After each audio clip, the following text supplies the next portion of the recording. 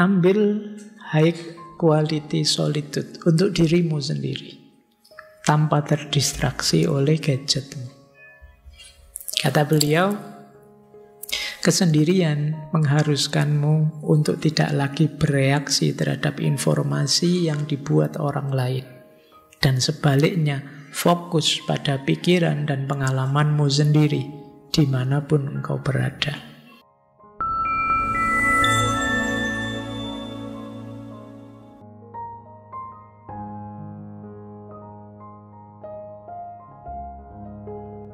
Ini 3 prinsip awal digital minimalism. Yang pertama, mari kita sadari clutter is costly. Clutter itu kekacauan, ketidaktertiban,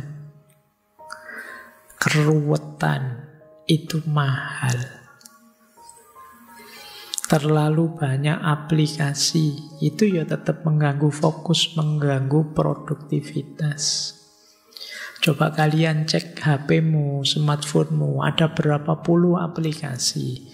Berapa yang kalian pakai aktif, berapa yang aktif itu yang penting. Kalian kan tidak pernah merapikannya. Pokoknya jalan saja semua. Kadang-kadang nyari, ini aplikasi ini di mana itu kamu bingung dewe. Terlalu banyaknya aplikasi di HP-mu. Kamu tidak pernah merapikan, ini primer harus ada. Kalau ini sekunder, kalau ini tidak ada juga tidak apa-apa. Sebenarnya dibuang saja daripada itu. Kamu tidak pernah mikir gitu, pokoknya ini masuk, ini masuk. Alasanmu sederhana, siapa tahu. Iya kan? Kamu kan selalu dasarmu, siapa tahu besok butuh, siapa tahu besok perlu, siapa tahu. Akhirnya sampai diingatkan sendiri kan oleh gadgetmu, aplikasi ini sudah sekian bulan tidak dipakai, kita aktifkan ya notifikasinya, sampai kasihan HP-nya sama kamu. Dia ingin mematikan notifikasinya sendiri. Karena kita sendiri abai dengan itu. Kita tidak sadar betapa hidup kita dibikin rumit, dibikin ruwet oleh itu. Itu yang disebut clutter is costly. Mahalnya di mana, Pak? Ya kita jadi tidak produktif. Waktu kita habis tersita oleh itu. Jadi jangan dikira mahal itu selalu berhubungan dengan uang. Uang bisa dicari lagi, waktu tidak bisa kembali. Kalau waktu kita habis gara-gara gadget untuk hal-hal yang tidak penting, ya kita sedang mengabaikan sumber daya yang paling berharga dalam hidup kita. Ya, jadi clutter is costly. Yang kedua, optimization is important. Optimasi itu penting. Mari kita pakai secara optimal, semaksimal yang penting yang kita perlu saja. Boleh teman-teman bikin aturan sendiri. Saya buka WA itu kalau urusan ini saya gunakan. Kalau Facebook itu kalau tentang ini dan ini. Kalau ini boleh kalian bikin rumus sendiri. Jadi biar tidak asal iseng, asal nemu dan siapa tahu tadi. Makanya rumus ketiga, intentionality is satisfying. Kesengajaan itu memuaskan. Mari kita gunakan media sosial, kita gunakan gadget kita secara sengaja. Secara sengaja itu maksudnya secara sadar. Lebih sering selama ini kita menggunakannya secara tidak sadar. Tiba-tiba saja HP sudah di tangan, ya otomatis sudah. Nah, setiap kali pegang tanya, ini saya tujuannya apa pegang HP saat ini? Mencari berita, melihat kabarnya teman, atau nyari hiburan, atau apa? Ya, pastikan, kalau ini saja kita tidak mampu, ya kita akan kesulitan untuk melakukan decluttering istilah beliau, merapikan kekacauan. Ini digital minimalism, 3 prinsip utama, 3 prinsip pokoknya. Clutter is costly, optimization is important, dan intentionality is satisfying. Lanjut. Nah, ada beberapa strategi. Ini kalau kita kelompokkan ya, uraian panjang di buku beliau. Yang pertama, malam hari ini sebenarnya tidak terlalu dalam tapi lebih praktis. Jadi banyak nanti analisis-analisis praktis beliau. Beliau di buku itu juga melakukan penelitian orang yang sedang melakukan digital minimalism. Yang pertama begini beliau, untuk mengurangi kecanduan tadi, hapus aplikasi medsos yang tidak diperlukan dari ponsel kita. Jadi setelah ini teman-teman kalau nanti pulang, cek ya di aplikasi apa saja yang dipakai atau yang tidak dipakai. Yang tidak dipakai mending dibuang saja. Pak, kalau besok ternyata perlu, Pak, ya kalau perlu dimasukkan lagi. Daripada tidak ada gunanya di situ. Kadang yang ngasih notifikasi, ngasih peringatan yang hanya merepotkan kalian. Apalagi kalau terus tiba-tiba iklan yang keluar. Nah, jadi seleksi, nanti pilih, sisakan yang primer saja.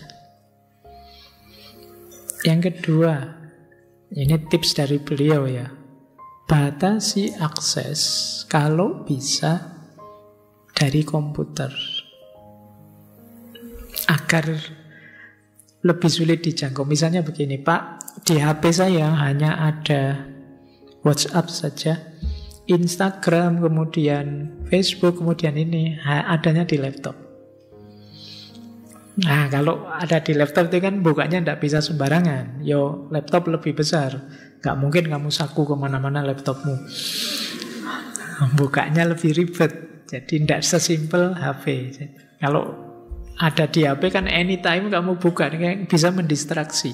Tapi kalau memang perlu ya dibuka di laptopnya, di komputer kita. Itu baru kita cek email yang masuk dan lain sebagainya, itu dari laptop, PC. Kemudian nonaktifkan kalau ada feed yang rutin. Kadang-kadang ada kan itu feed berita. Tiap kali ada berita baru kita dikasih tahu tiap hari itu. Itu biasanya mendistraksi. Lagi santai apa, tiba-tiba ada berita apa, mengganggu kita. Jadi kalau bisa, kalau ada aktif itu, bagian notifikasi feed-feed itu kita nonaktifkan. Kemudian batasi, kasih rumus sendiri teman-teman. Pak, saya masih Pak bermedsos, tapi saya batasi 1 hari 30 menit. Itu pun saya buka 2 kali, pagi 15 menit, sore 15 menit itu.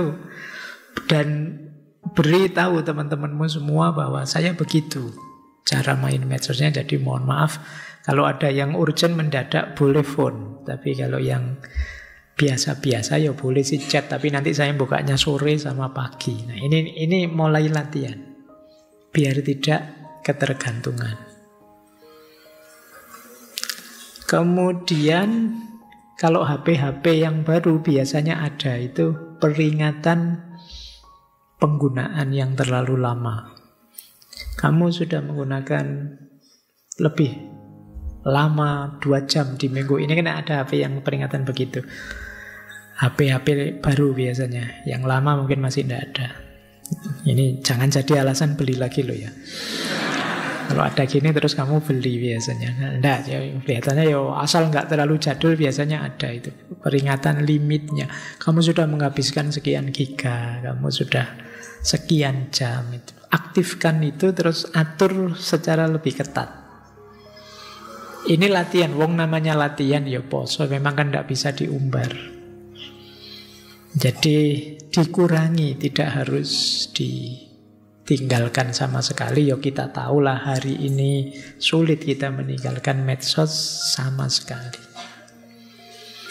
Kata beliau begini, sangat mudah untuk tergoda sejumlah kecil keuntungan yang ditawarkan oleh aplikasi atau layanan terbaru, tapi kemudian kita lupa biayanya dalam hal sumber daya terpenting yang kita miliki, yaitu menit-menit dalam hidup kita. Kita tidak merasa rugi ternyata, kehilangan sumber daya yang paling berharga. Kalian boleh tanya dirimu sendiri ya, sampai usia hari ini kamu punya pengalaman lapangan apa saja? Coba ngobrol sama orang tuamu, mereka punya pengalaman lapangan apa saja saat mereka muda, bandingkan dengan dirimu. Semoga tidak selisih banyak, semoga ya. Karena kalian hari ini lebih banyak sibuk di gadget. Ada enggak teman-teman di sini yang enggak pernah ke sawah? Kalau ke sawah pas rekreasi, outbound sama gurunya, atau pas jalan-jalan, ya paling tidak kamu harus punya pengalaman itu. Punya pengalaman ronda, punya pengalaman siskamling, punya pengalaman kerja bakti, harus punya pengalaman yang luas. Tapi kan dunia kalian hari ini banyak seputar gadget. Kalian tidak menyesal kehilangan begitu banyak waktu. Padahal kita tidak tahu loh di masa depan itu apa yang terjadi.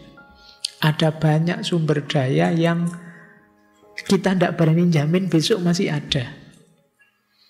Minimal listrik itu mungkin sekian ratus tahun kalau tidak ada temuan terbaru, energi terbarukan yang memadai, bisa saja nanti generasi keberapa tidak ada listrik, tidak ada BBM.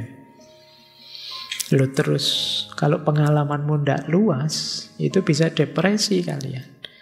Wong sekarang listrik mati 1 jam, 2 jam saja betapa stresnya kita. Kita tidak tahu ada apa ke depan. Maka kalian harus siap mental apapun yang terjadi. Salah satu caranya, perluas pengalamanmu dalam hal apa saja. Jangan monoton.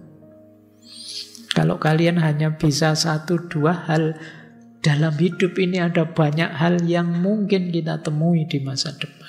Siapkan sebanyak mungkin pengalamanmu. Makanya sering saya sebut, antara lain belajar ilmu itu jadi senjata kita. Tambah luas ilmu kita, tambah mungkin kita menghadapi berbagai macam situasi. Nah, eman-emanlah waktumu. Gunakan seefektif mungkin. Karena waktu satu-satunya sumber daya yang tidak bisa diulang.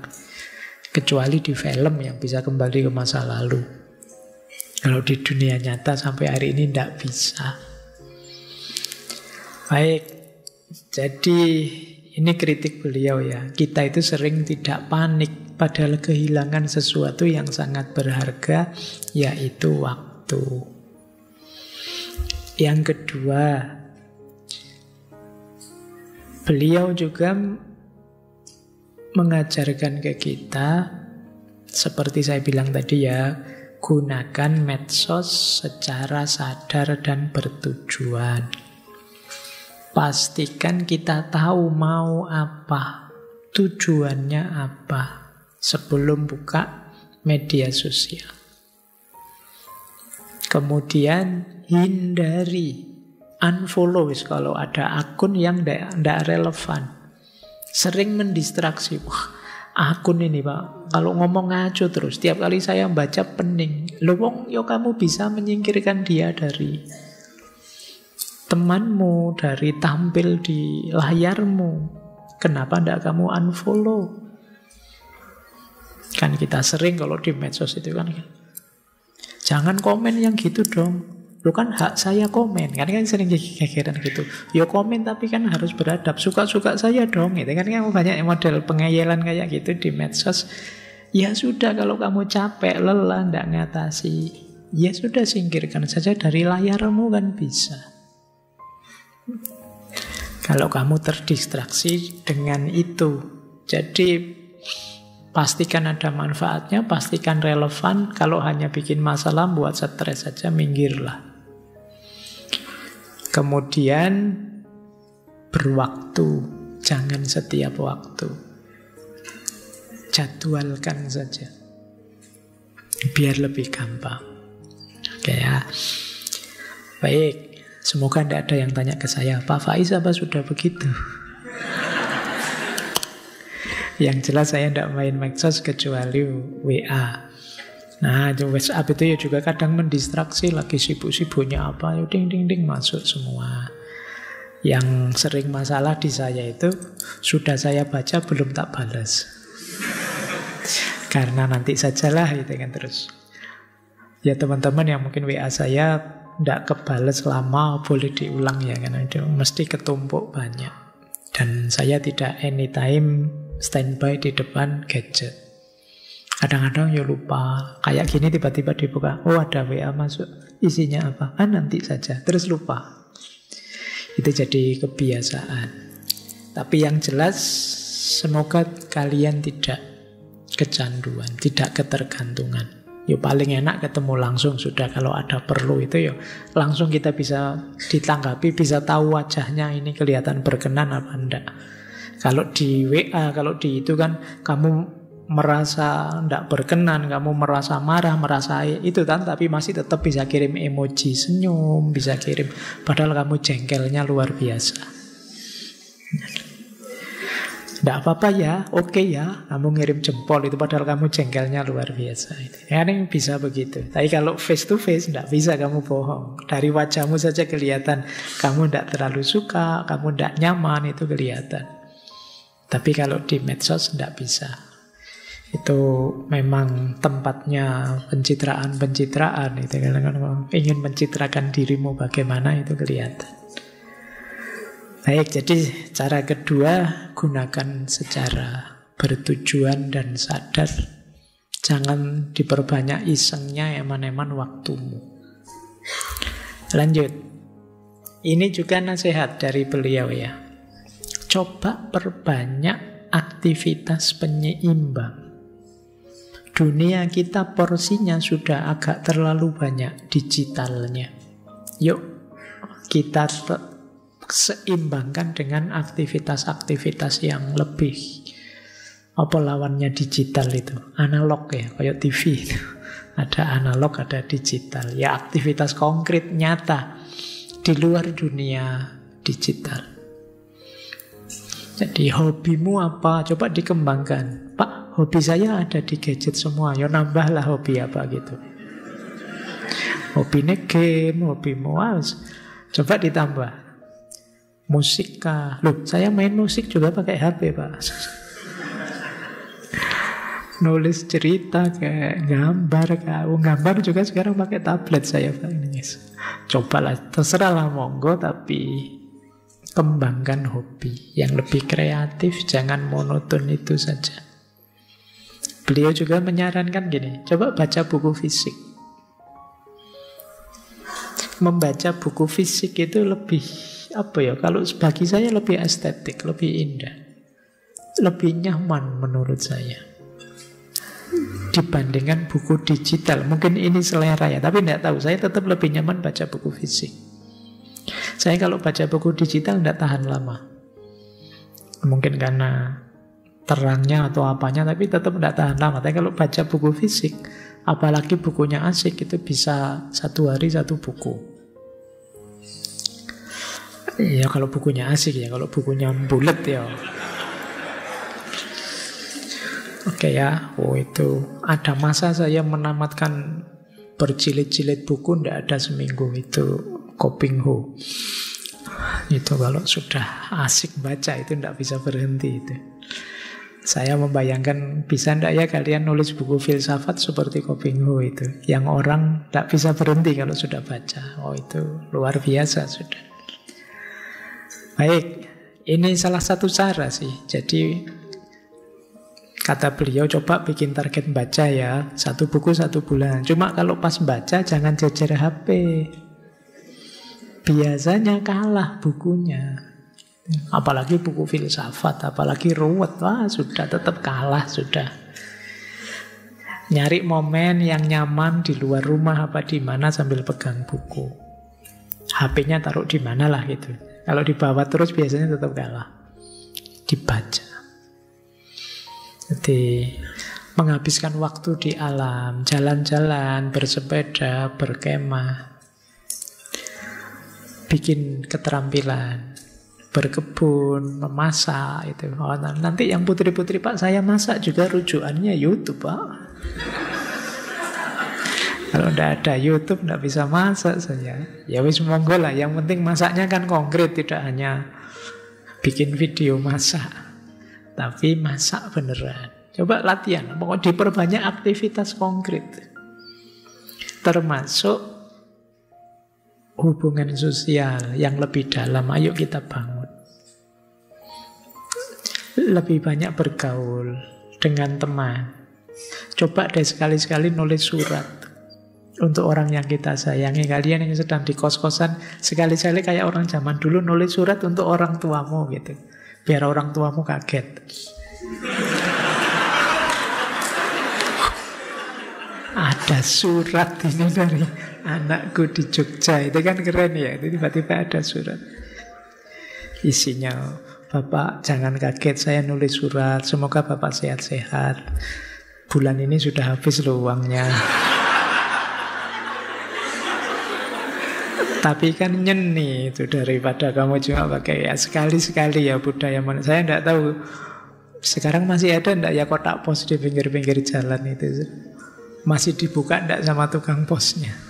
Mungkin sudah tidak ada ya. Tapi itu unik, pada saatnya mungkin perlu juga. Boleh kalian bikin zona tanpa smartphone, no phone zone misalnya. Teman-teman yuk besok ngumpul yuk tapi no phone zone. Boleh bawa HP tapi tidak boleh dibuka. Kecuali darurat, telepon yang penting. Tapi kalau sekedar ini ya, malam ini ya, itu tidak apa-apa. Sekali-sekali latihan begitu. Untuk melatih biar kita tidak ketergantungan. Kalau sedang ngobrol, apalagi dengan orang tua, sedang makan, itu ya pastikan gadgetnya tidak ikut ke meja makan. Kadang-kadang makan di meja makan bareng-bareng masing-masing disanding oleh HP-nya, terus nengok HP-nya sendiri-sendiri. Kebersamaannya tidak dinikmati. Gadgetnya juga mestinya ya tidak terlalu fokus, wong sedang makan. Nikmatnya makan juga tidak ada perhatian. Jadi kemanfaatannya hilang semua, eman-eman. Jadi kalau sudah kecanduan memang ninggal gadget sebentar saja itu kan rasanya sudah kangennya luar biasa. Coba kalian mulai latihan ini ya. Yo, saya juga begitu, mungkin penting untuk latihan tidak terlalu tergantung dengan gadget.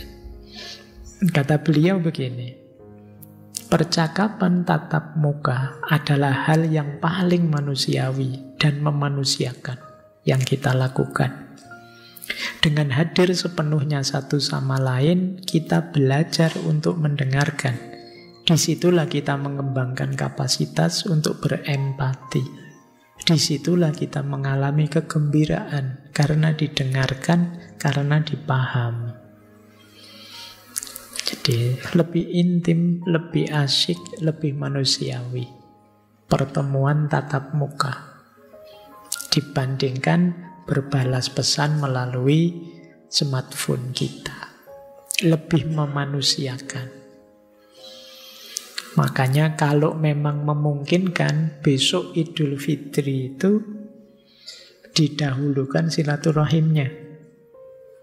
Kalau memungkinkan. Kalau memang sangat jauh tidak mungkin, ya tidak apa-apa lah ngirim sekedar ucapan lewat WA, lewat medsos kita. Tapi kalau memang mungkin, kenapa tidak? Kita bertemu langsung, silaturahim langsung. Jadi, ya kecuali memang jauh tidak mungkin.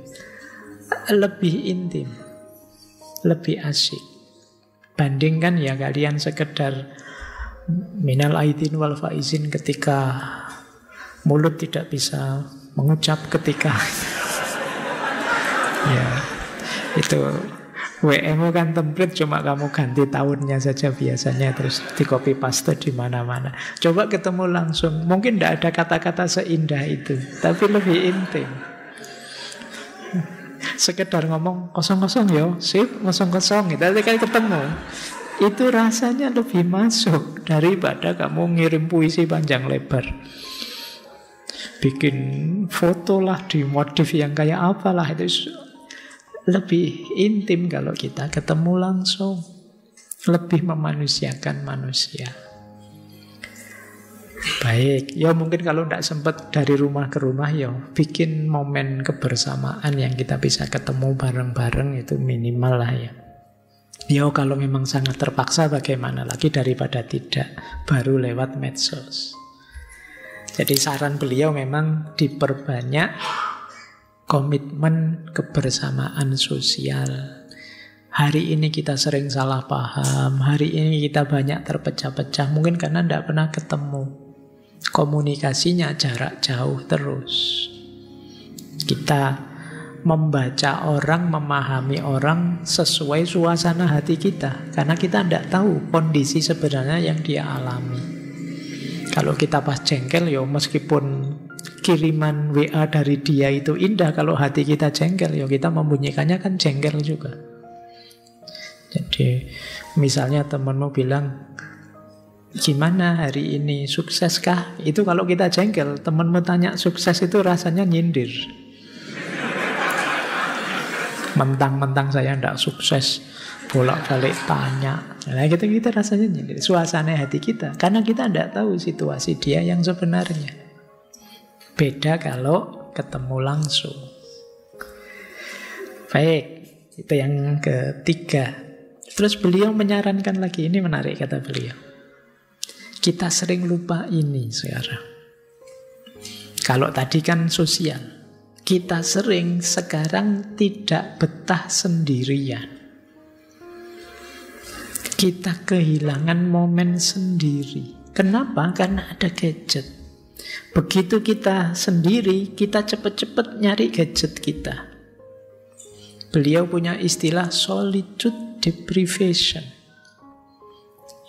Jadi satu kondisi yang sekarang hilang, yaitu kesendirian, lenyapnya kesendirian.